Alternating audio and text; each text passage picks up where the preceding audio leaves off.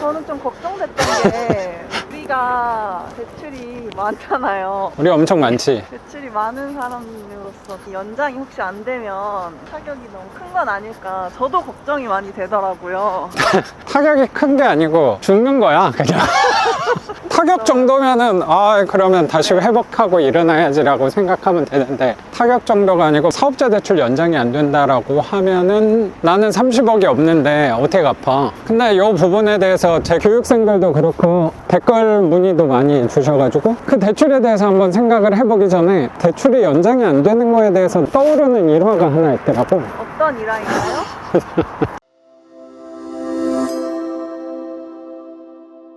일러들자.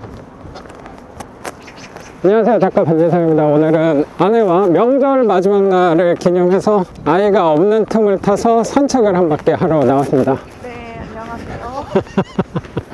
최근에 언론에 나왔던 게 사업자 대출 연장 관련해서 정부에서 언급한 사항 때문에 문의가 많이 있어서 그 부분을 우리 같이 한번, 연장이 안 되면 어떡하냐 이런 질문들이 많아서 이렇게 산책하는 시간을 활용해서 영상 하나 올리면 좋지 않을까, 영상을 켜게 됐습니다. 저는 좀 걱정됐던 게 우리가 대출이 많잖아요. 우리 엄청 많지. 대출이 많은 사람으로서 연장이 혹시 안 되면 타격이 너무 큰 건 아닐까. 저도 걱정이 많이 되더라고요.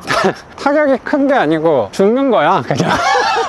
타격 정도면은 그러면 다시 회복하고 일어나야지라고 생각하면 되는데, 타격 정도가 아니고 사업자 대출 연장이 안 된다라고 하면은 나는 30억이 없는데 어떻게 갚아. 근데 이 부분에 대해서 제 교육생들도 그렇고 댓글 문의도 많이 주셔가지고 그 대출에 대해서 한번 생각을 해보기 전에 대출이 연장이 안 되는 거에 대해서 떠오르는 일화가 하나 있더라고. 어떤 일화인가요? 어느 마을에 댐 근처에 살고 있는 사람들을 여론조사를 한 적이 있었대. 댐 근처에 살고 있으면 위험하다고 생각을 하잖아. 걱정과 불안에 떨면서 살 거라는 생각이 있을 것 같거든. 왜냐면 댐이 무너질 수도 있으니까. 그러면 상식적으로 우리가 생각했을 때 댐에서 가까이 살수록 두려움에 떨 확률이 당연히 크다고 생각하는데. 그렇지. 근데 실제로는 반대의 결과가 나왔나요? 그렇죠. 여보가 예상한 대로 댐에서 가까이 살수록 우리가 생각했을 때는 위험하다고 생각하는데 그렇지. 오히려 가까이 있는 사람들은 별로 두려워하지 않는 거. 오히려 댐에서 가까이 살수록 두려움이 더 없다. 걱정을 안 하고 살아가는 거였지. 근데 그 부분을 한번 생각해보면 나는 굉장히 공감이, 댐에서 가까이 살면 당연히 더 두려워해야 될 건데, 걱정이 많아야 될 네. 건데, 댐에서 가까울수록 걱정이 없었다는 사례를 보면서 나는 더 공감이 어떤 부분이 됐냐면, 나는 대출이 오히려 적었을 때 1억, 2억, 3억, 5억 있을 때 걱정을 오히려 더 했던 것 같아. 반대로 지금 대출을 내가 감당할 수 없는 크기가 되니까 오히려 걱정을 덜 하는 게 이 댐 근처에 살고 있는 사람들의 마음하고 굉장히 비슷하다고 생각이 들더라고. 댐에서 가까이 살고 있는 사람들은 댐이 무너질까봐 걱정을 하고 살아가면 없어. 그렇지. 살아갈 수가 없는 거야. 그래서 그 상황을 잊어버리는 거지.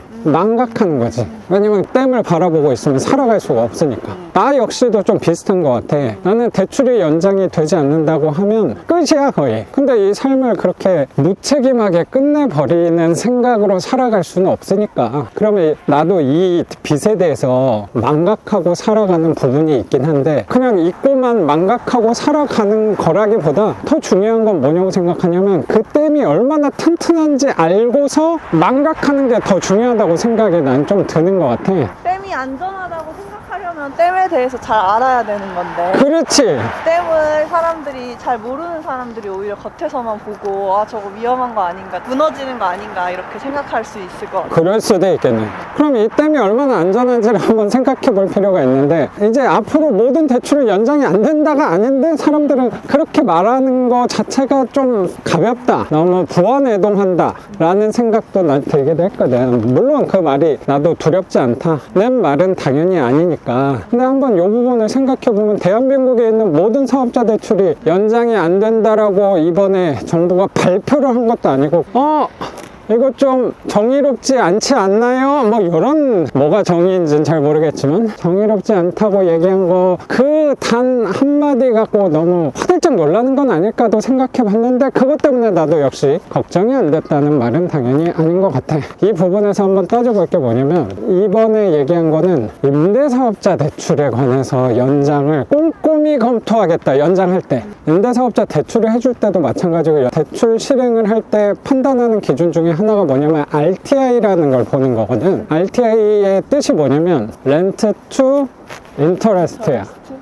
이건 정확히 예전에 2019년도 초에 규제가 나왔을 때 여보랑 강서구 카페에 가서 얘기했었어. RTI에 대해서 혹시 기억이 날지 모르겠는데 렌트 투 인터레스트라는 거는 월세랑 이자의 비율이야. 근데 그 비율이 규제 지역에서는 1.5가 넘어가면 대출을 연장을 안 해주겠다. 뭐 이런 부분이거든. 비율이 1.5 이게 뭐야? 되게 어렵단 말이야. 근데 이게 생각해보면 굉장히 간단한 거거든. 단순하게 말해서 월세를 60만 원 받을 때 이자가 40만 원 넘어가면 연장을 안 해주겠다는 얘기거든. 그게 딱 1.5여서 피크선이라는 거야. 예를 들어 월세 60만 원 받는데 이자가 45만 원, 50만 원, 60만 원 되면 연장을 안 해주겠다는 거야. 내 교육생들도 그렇고 빌라 투자하시는 분들은 크게 특히 월세 수익률 20%를 놓고 생각하셨던 분들은 크게 걱정을 안 해도 될 건데 아파트는 RTI를 넘어가는 경우로 대출을 해주는 경우도 분명히 있었을 거거든. 그런 분들은 좀 걱정이 될 수도 있을 거라고 생각하는데 입찰을 할 때 월세가 60만 원 받는데 이자만 40만 원 이상 나가는 투자는 나는 안 했어. 난 적어도 월세 60 받으면 진짜 욕심이 나는 빌라면은 30만 원 나가게끔 계산을 하고 입찰을 하는 거고 어제 나왔던 교육생분 사례도 보면은 그리고 내일부터 나갈 교육생분 사례를 보더라도 60만 원 월세를 받으면 이자는 30만 원 아래로 나가게끔 입찰가를 만들어서 대출을 받으셨단 말이야. 그래서 그런 분들은 수익률이 20% 넘어가는 사람들은 전혀 관련 없는 얘기라고 연장은 아주 자연스럽게 될 거라고 나는 생각을 해. 그래서 아까 댐 얘기로 돌아와서 다시 한번 얘기를 해보면 이 댐은 RTI가 규제 지역의 1.5 비규제 지역의 1.3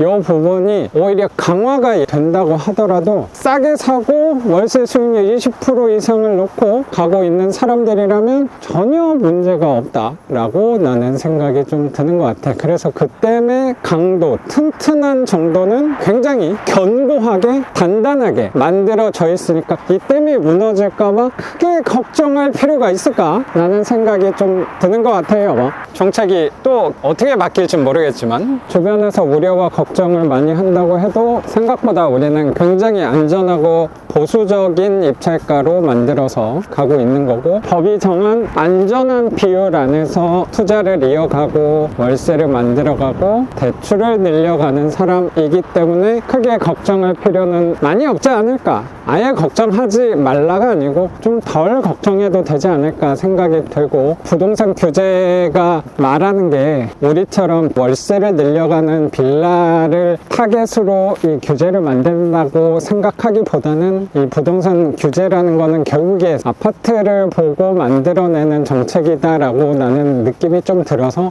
근데 아파트도 그렇고 빌라도 그렇고 반지 하나 다 부동산이다라고 포괄적으로 단어를 쓰다 보니까 사람들이 우리 빌라 월세 투자하는 사람들도 규제에 직격탄을 맞는 거 아닌가 너무 큰 영향이 오는 거 아닌가 걱정을 하는 것 같은데 거기서 내 역할은 우리와 그들을 구분하는 게 우리가 할 역할이 아닌가 월세 투자자가 해야 될 역할이 아닌가 생각을 합니다. 그러면 오늘 영상은 여기서 마치는 걸로 하고 저는 또 내일 영상으로 찾아뵙도록 하겠습니다. 작가 반지상이었습니다. 감사합니다. 감사합니다.